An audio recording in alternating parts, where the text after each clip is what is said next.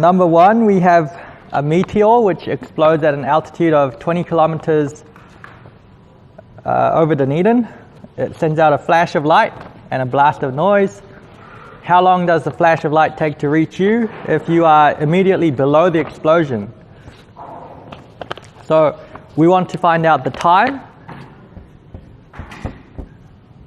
and we've been given the distance.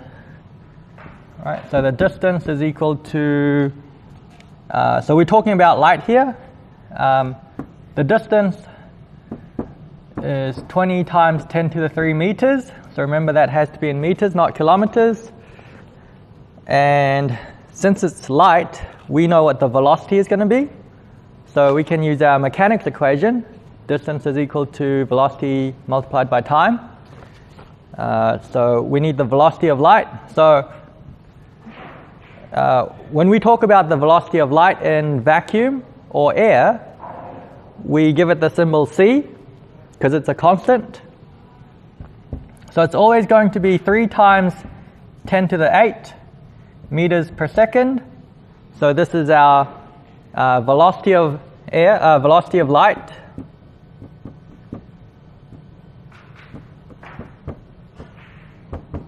In air or vacuum. Okay. So that's given to you on your formula sheet as well.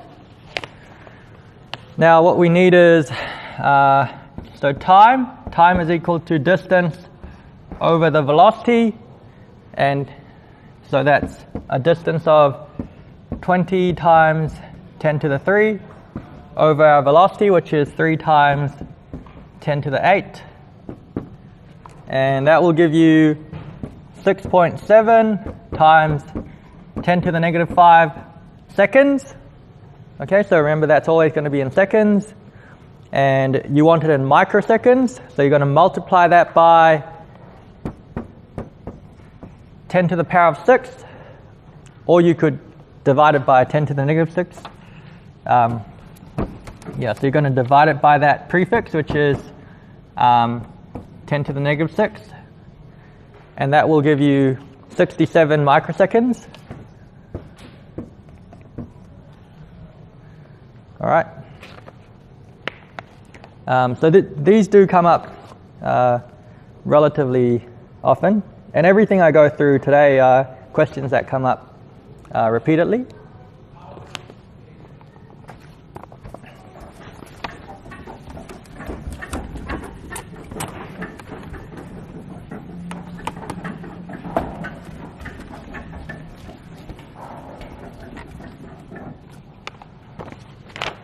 Number 2, we have light passing through glass, which is found to travel at a speed of 2 times 10 to the 8 meters per second. What's the refractive index of the glass? So the refractive index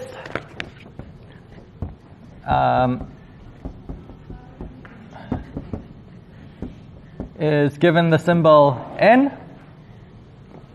and what it tells us is how much the light is going to bend or slow down when it goes through that medium.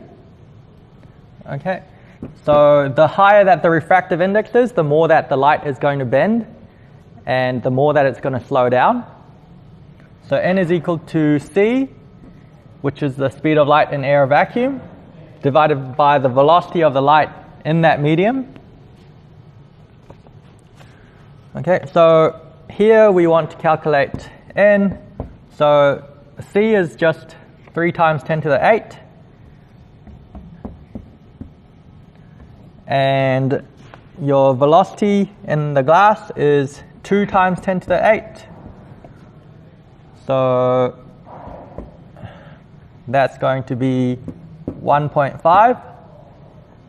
And so the refractive index has no units. It's just 1.5.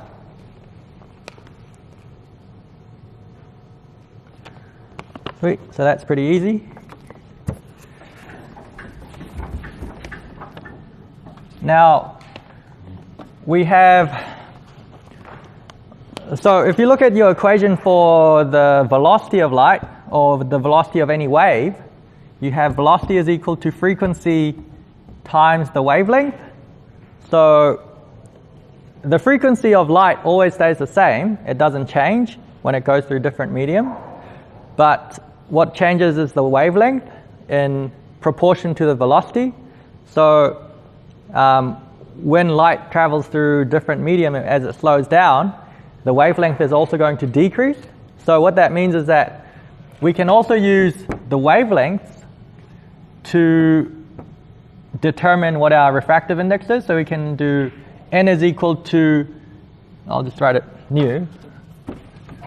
So you can also write n is equal to wavelength in vacuum or air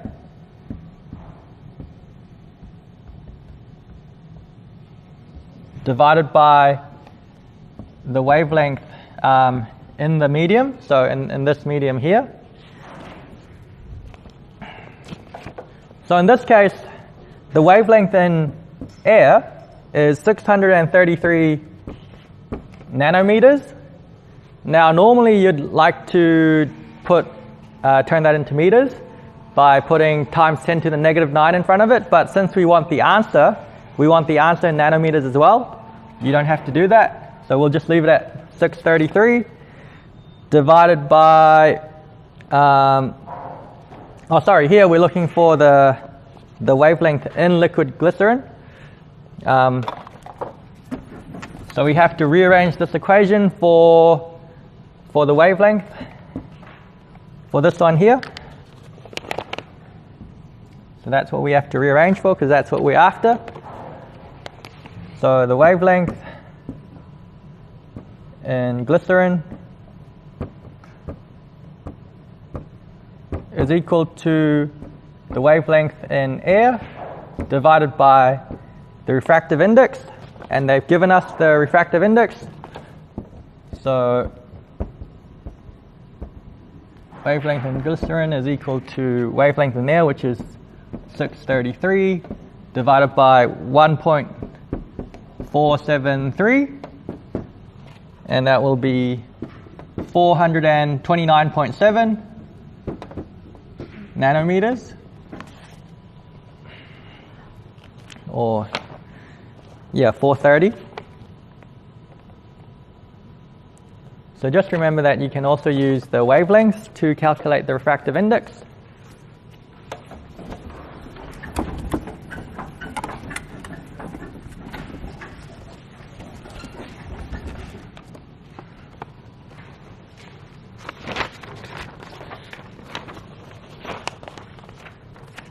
Now, number 4, we have a laser pointer emitting light at 532 nanometers, so that's the wavelength. It's directed into a container of human blood. It's incident at an angle. So here's our the surface of the blood, and here's our,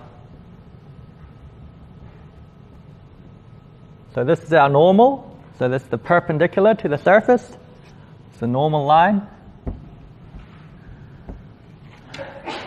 And we have a ray of light coming in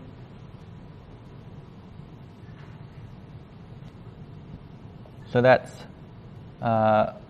40 degrees from the normal or the vertical. And if it was to go just straight down, it would go along this dotted line here, but that's not what's going to happen. So remember that, so they've given us the refractive index of blood, and that's 1.39. So if it's coming from air, what's the refractive index going to be? What's the refractive index of the air?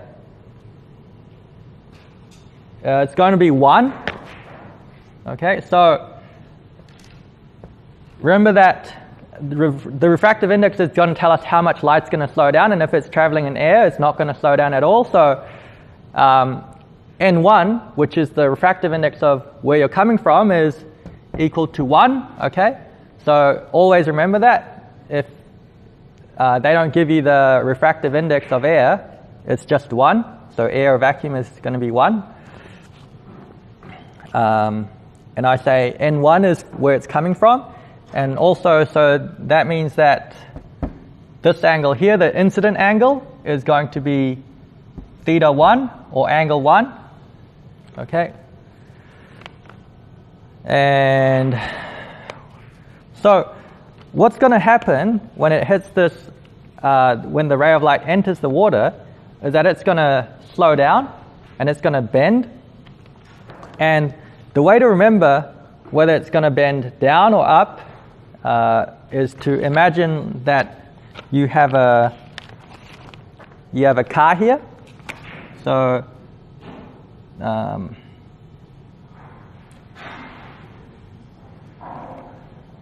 oops.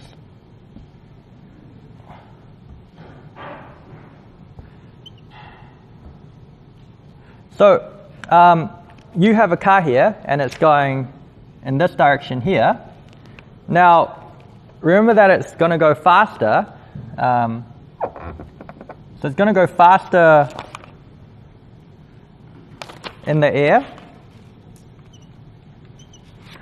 So if the wheels, the wheels on this side are going to go into the blood first, and so the wheels are going to turn slow on this side. And if the wheels turn slow on this side, it means that this side is going to go faster. And what that's going to mean is that this car is going to turn to the right or towards the normal. Okay? Yeah. So that's how I like to remember it, just because it's always confusing whether it's going to go down or up. So it's going to go deviate, bend. So that's called refraction. It's going to refract towards the normal. And so this angle, the angle from the vertical, which is, we're going to call that angle number 2. And that's going to be smaller than angle number 1. But we need to calculate what that new angle is going to be. Okay, so you can use Snell's law, which is N1 times sine theta 1 is equal to N2 times sine of angle 2. Right, but usually what they're going to ask for is angle 2. So you need to get that, rearrange that all on its own, and that's going to be a few steps. So what I recommend doing is just writing down this on your cheat sheet. So that's already rearranged for angle 2. It's sine to the negative 1, or inverse sine, over sine of angle 1 divided by N2. And so this equation you're going to use when N1 is equal to 1. Okay, so that means if it's coming from vacuum or air, because you'll notice that there's no N1 in here.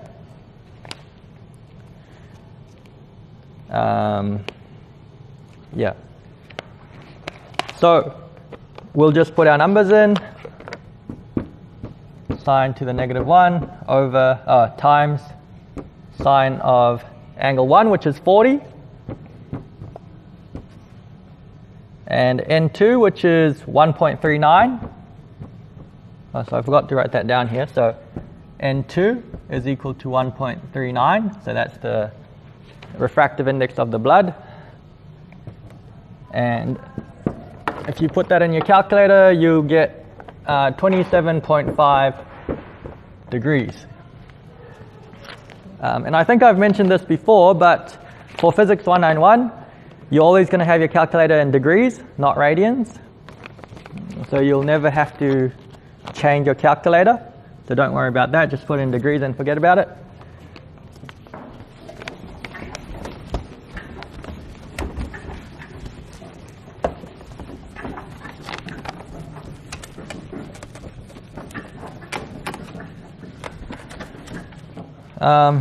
Now our next one is pretty much the same question. We've got laser, so that's light. We have the wavelength, but you'll notice that in our last question we didn't use the wavelength, so we don't actually need it. We just need to know the incident angle and the refractive index of where it's coming from and where it's going into. So again, we're going to find out. So here we have water. Here's our normal. We have light coming in at an angle of 50 degrees. So that's going to be angle 1. And so it's coming from air. So what's the refractive index of N1? Yep, it's just going to be 1. And if it was to go straight, it would just go down this path, but it's going to bend into the water because the refractive index of the water is 1.34. So it's going to go slower in this water, and it's going to go this way. And we want to find out what this angle is, and this angle is angle 2. Okay, so angle 2 is equal to inverse sine times sine of angle 1 over N2. So that's sine of, this time our angle 1 is 50, and N2 is going to be 1.34. Okay, and that will give you 35 degrees.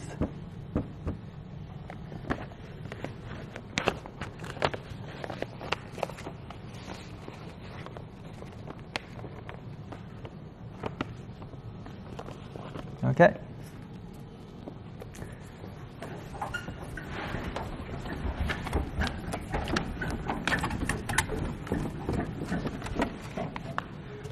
Now in question number 6, we're now going from water to air. So we're going from slow to fast. We have the surface of the water here. We have our normal line. And our ray of light is going to come in. So we don't know what the angle is. So it's going from, we know that it's coming from the water. And if it was to continue on straight, it would go on this path here. So it's going that way. But what they've told us is that the refractive index, so this time, since it's coming from water, N1 is going to be the refractive index of the water, where it's coming from. So N1 is equal to 1.3333. And this time, N2, which is what it's going into, N2 will be equal to 1, because that's just air. So we know N1 and N2. And so you have something called total internal reflection. So what that is when your ray of light goes into air, so if I use that car analogy again,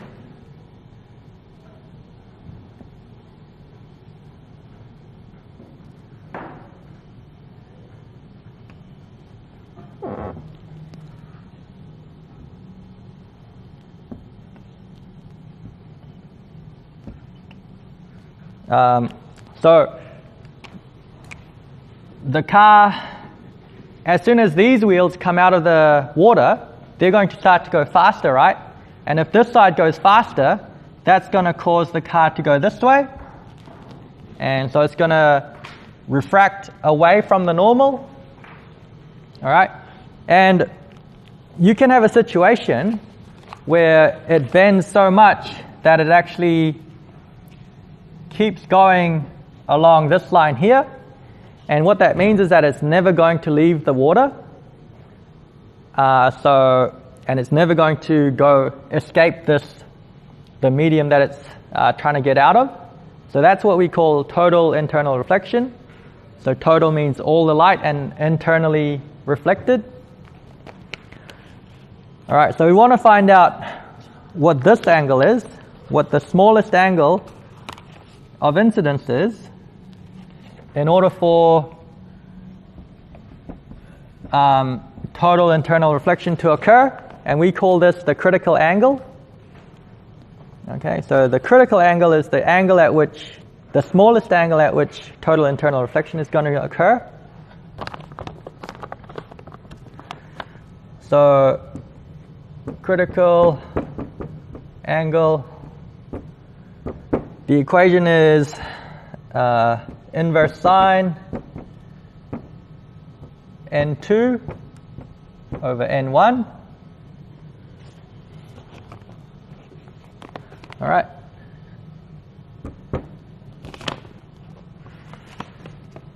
Now, sine to -1, so n2 is going to be 1, and n1 is going to be 1.3333, and that will give you 48.6 degrees, which rounds to 49 degrees. Okay, so the critical angle is equal to 49 degrees for our question here. So if it's coming in on this angle, it'll be able to escape. If it comes in a bit shallower at 49 degrees, it's going to be totally internally reflected. If it's coming in any shallower than that, it's also going to be totally internally reflected. So anything that comes in shallower than this angle is going to be totally internally reflected. And anything that comes on a sharper angle, like this, can escape. All right. So you should have that on your cheat sheet as well, that equation there. And I always get confused over which one's N1 and which one's N2. So it's probably good to determine where the light's coming from. So that's going to be N1. So on your question, when you get your exam sheet, I'd probably write N1 on top of the water, and then on top of air, you'd write N2 because that's what the light's going into, or supposed to be going into. Okay, and that way you know which one's N2 and which one's N1.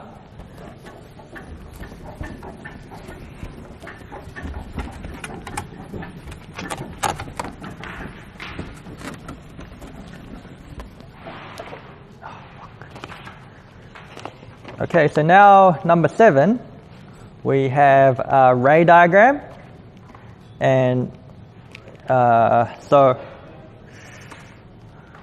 I'll try and be as, so we have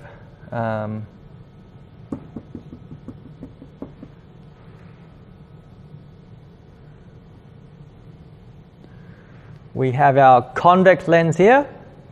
So the first thing you need to determine is, all right, so we have our object and it's outside our focal length. So the first thing you need to determine is whether the lens is going to be converging or diverging. So I've written this down on my cheat sheet, and it's on the drive, so you can have a look at that. But it's important to remember that convex lenses are converging lenses, okay? And so for converging lens, the image that you form is going to depend, convex lenses equals converging.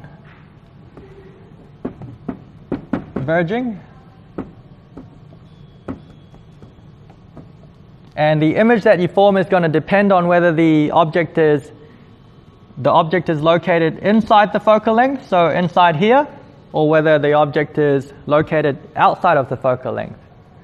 Okay, so if the object is inside the focal length, which is just given the symbol F here, then you'll get an image.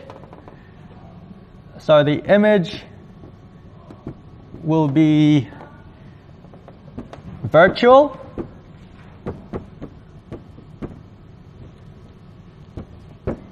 enlarged,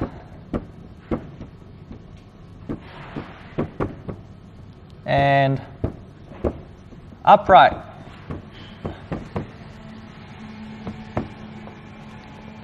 So virtual means that it's not a real image, and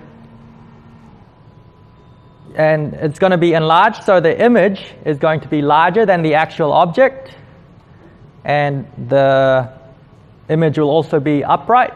So it's not, if the image forms this way, it's upright, and if the image forms down, that's inverted, okay?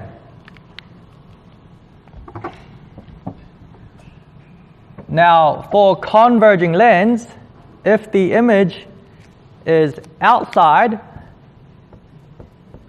of the focal length, the image will be real, and it will be inverted.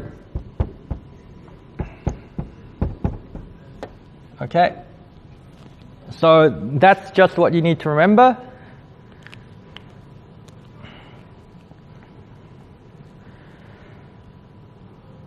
All right, so yeah, oh well, I'll go through that later. And so what you need to remember is that a real image is always inverted, which is weird because it's a bit, you think that a real image is going to be the right way up, but it's actually inverted. And a virtual image, so a virtual image is always going to be upright. So if they tell you that the image is upright, then you should know that the image is a virtual image. Okay, so here in this question, our object is outside of the focal length.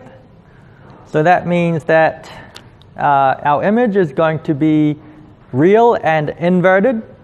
So you could, you don't have to, but you could, if you want to draw the ray diagrams, you're going to draw one going perpendicular to the principal ray, which is this line here, and then it's going to go through this. I'm just going to bring the focal length a bit closer. Let's say the focal length is about here. And so it's going to go like that. And so it's a converging lens, so it's going to go through the focal length on the opposite side. And then the other light ray would start at the top of the object and go straight through the middle of the lens. And if it's going straight through the middle of the lens, it doesn't bend. So any light ray that goes straight through the middle, so this is supposed to be a straight line, it's not going to bend. And the place where they overlap is going to be where your image forms. So you can see that the image is inverted. So that means that it's a real image.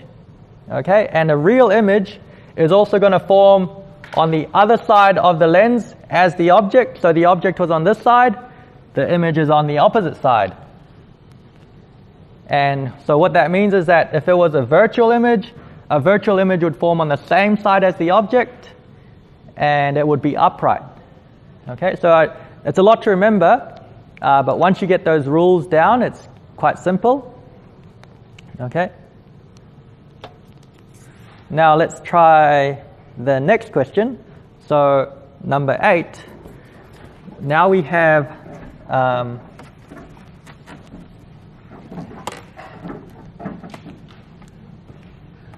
an object that's inside the focal length. Yep, inside.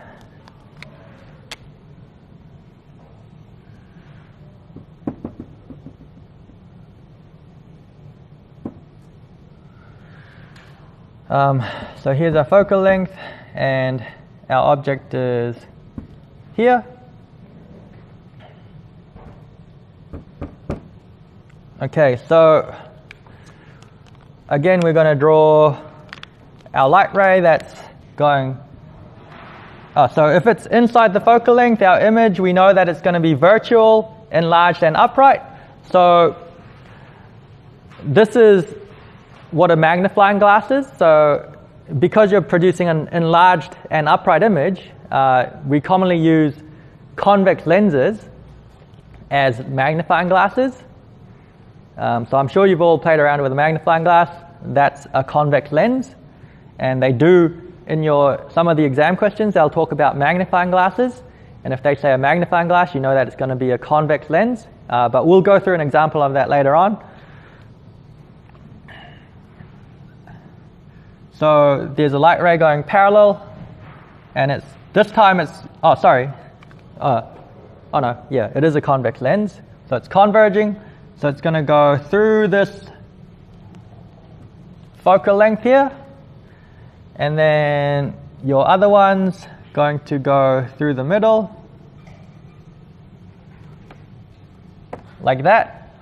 So even though I said that the convex lenses are converging, when the object is inside the focal length, it's actually diverging. So these two are actually going away from each other on the other side. And what that means is that they're never going to meet on this side.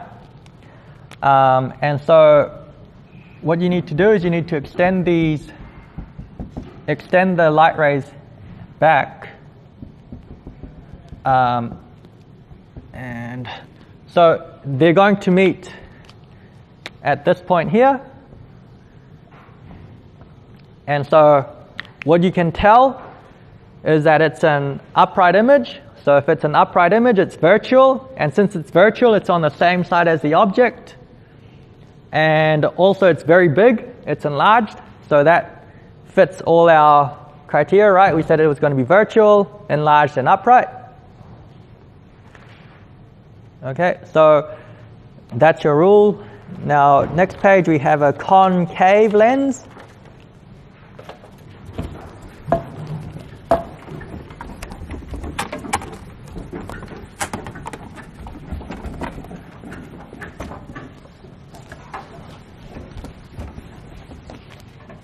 So now we're going to have a concave lens. So a concave lens is going to be diverging.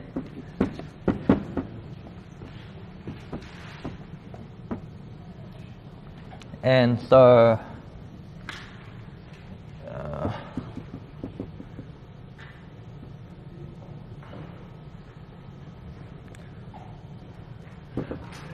can you grab one? Yep, oh, they're just over there. Just over there.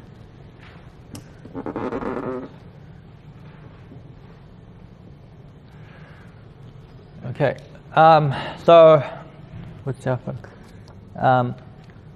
So for a diverging lens, which is concave, so here's our focal point. For diverging lens, it does not matter whether the object is inside your focal length or whether it's outside your focal length. You'll always, for diverging lens, your image will always be virtual.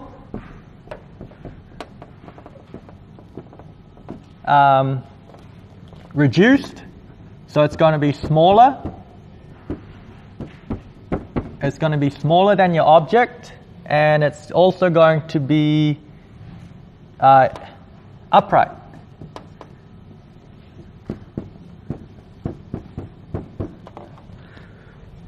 Okay. And that doesn't matter whether it's inside or outside the focal length. So diverging lenses are a little bit simpler. Okay. Now, in this question, we have an object located outside the focal length. So our light rays, you're going to draw one going parallel. And so this time, the light rays don't converge, they diverge. So the light ray is going to go this way. And it's going to look like it came from this focal point here, like this. and you're going to draw your other one that's going to go straight through the middle. So like that there, and that's just going to keep going straight. And so the point where these two meet is going to be where your image forms. So it's upright, so you know that it's a virtual image, and it's also smaller. So the height of the image is smaller than the height of your object, so it's reduced. So I'll just show you an example when the image is inside. So if the image was inside the focal length, it would be the same thing.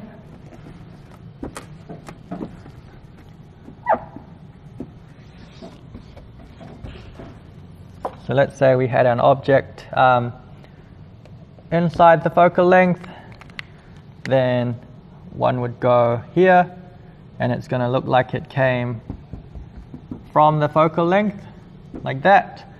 And you just draw one going straight through the middle, and where these two lines meet is going to be here, right? So that's where your image is, and that's also upright, virtual, and reduced.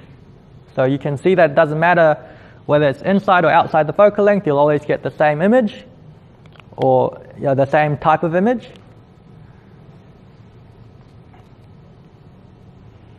Okay, now, so question number 10.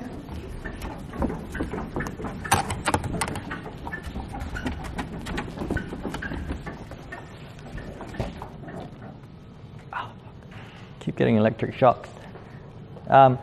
So number 10, we have a 3 meter high object. So that's the height of the object. So HO is equal to 3 meters. The object is 200 meters from your eye. So your eye in this case is the lens here. So at the front of your eye you have a lens. And so the distance of the object from your lens is 200 meters. And they're asking for the size of the image on your retina. So the size of the image is, or what they want is the height of the image. So height of the image is question mark, what you're looking for. And we want and that last bit there says, assume that the lens retina distance is 2 centimeters. So that's going to be the distance of the image, because remember that the image is going to form on your retina. So that's 2 centimeters, which is 0.02 meters. So you remember you have to convert that into meters. I'll just explain the eye thing real quick. So if you have your lens.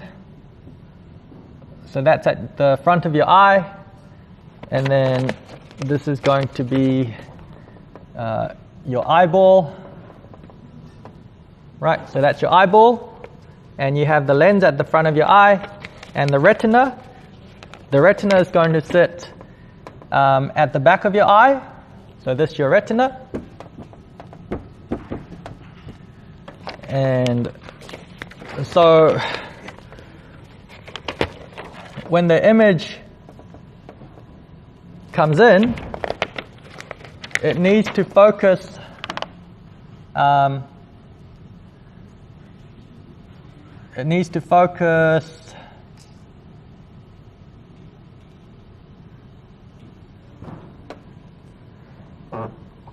oops, so it's a bit hard to draw this.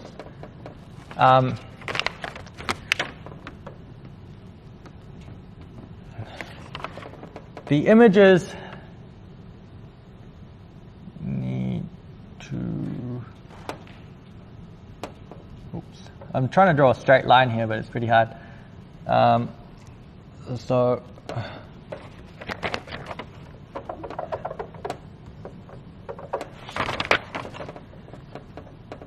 in order for you to see a clear image, the light rays have to intersect exactly at this retina, okay? And if it doesn't achieve that, then you get a blurry image.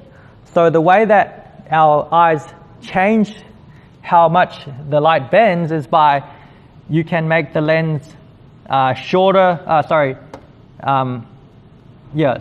and fatter, which is going to bend light more. So that's going to make the lens more powerful. Or they can they can become thinner and longer, which is going to make them less powerful and bend light less, so that we get light intersecting at exactly this point here. Otherwise, the image would be out of focus.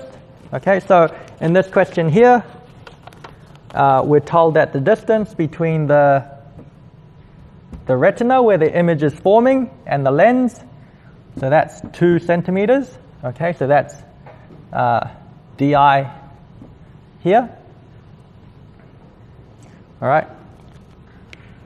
So whenever they talk about the lens retina distance, it means DI. Remember that.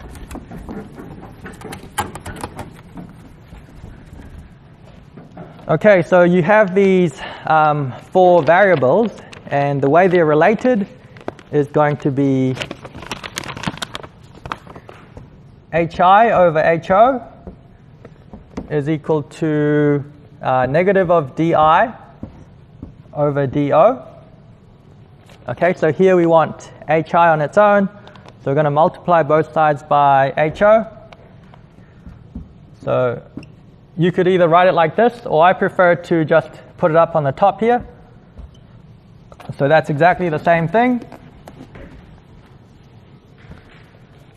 So HI is equal to negative DI times HO over DO.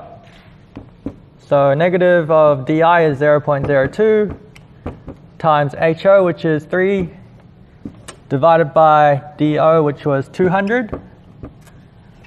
And that will give you, where is it? That will give you negative 3 times 10 to the negative 4 meters, and you want your answer to be in millimeters, so you're going to multiply that by 1,000, or you could divide it by 10 to the negative 3, and that will give you negative 0.3 millimeters. Okay? So you might be wondering why the height of the image is negative. So remember that in order for the image to form on the retina, it has to be a real image, and a real image is going to be inverted. So and remember I said if the image is inverted, the height of the image is negative, and if it's upright, the height of the image is positive. Okay, so this means that it's an inverted image, and since it's an inverted image, it's a real image. Okay? So you can just ignore that part, but that's what it's telling you, and you're always going to form a real image on your retina. And so that's an interesting fact, is that you actually see the world upside down. All the images that form on your retina is formed upside down, and then when it goes to your brain flips it the right way up.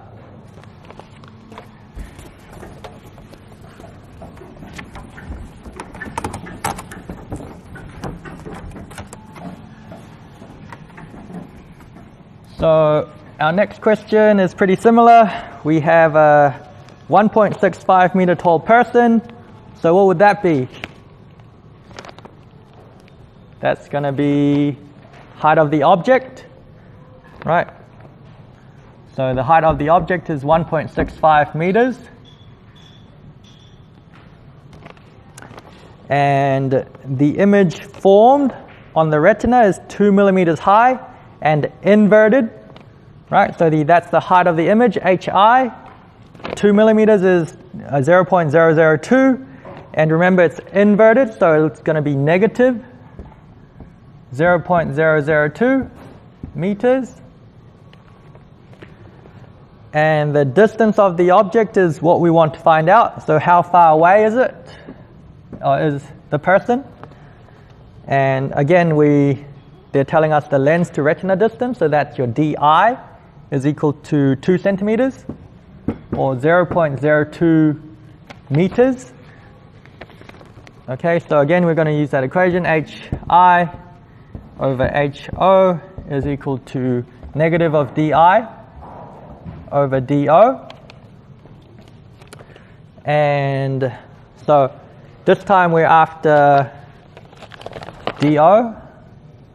So what we need to do is so this is on the bottom here, so we need to get that on top. What I would do is I'll just flip both sides of the equation to get it on top. So that's HO over HI is equal to DO over negative DI. So I've flipped both sides of the equation so that DO is now on top. And then I just want DO on its own. So negative DI can go here.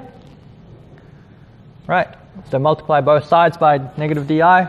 So DO is equal to HO times negative DI. Oops. So HO times negative DI divided by HI. So HO is 1.65 times negative DI, which is 0.02.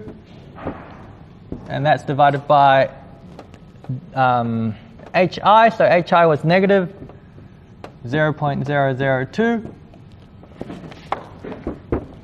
And that will give you 16.5 meters.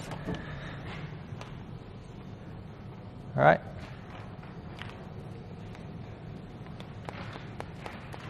Okay, so that's it for the basic tutorial.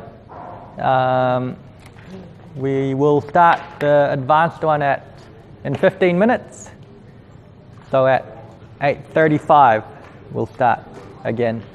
All right, thank you.